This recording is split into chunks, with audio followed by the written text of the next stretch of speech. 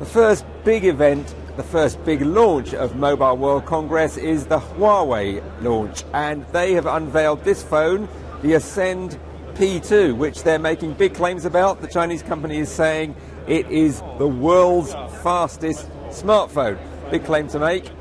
With me, Stuart Miles, technology blogger.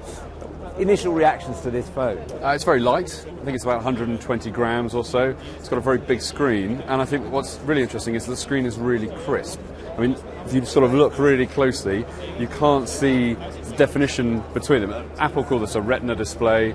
There's other terms for it that are used elsewhere around the mobile phone industry. And I think that's sort of, it seems quite fast spinning around. Now, a lot of people won't know who on earth Huawei are. So what does this say about the ambitions? They were incredibly ambitious in that launch, we've just heard just now.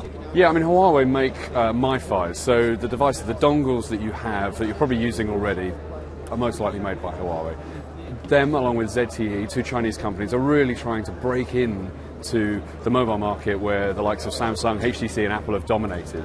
And they're the sort of fresh blood that's coming in trying to shake it up with big devices that don't cost that very much and, you know, offer just the same amount of features but don't have the same brand cachet and don't have the same sort of exuberance that others do.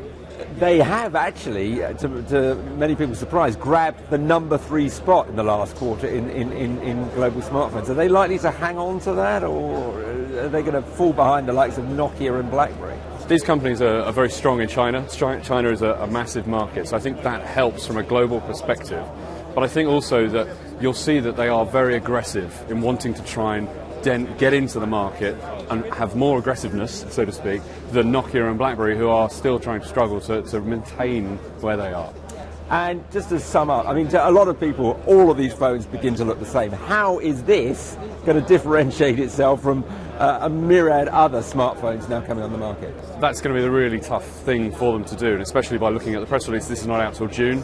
Before then, we're likely to have we'll have Samsung Galaxy S4. We might have other handsets from other manufacturers, and they will try and have to make some way of making 6 sides exciting. So that's the first contender in the Mobile World Congress launch stakes. We'll see plenty more this week.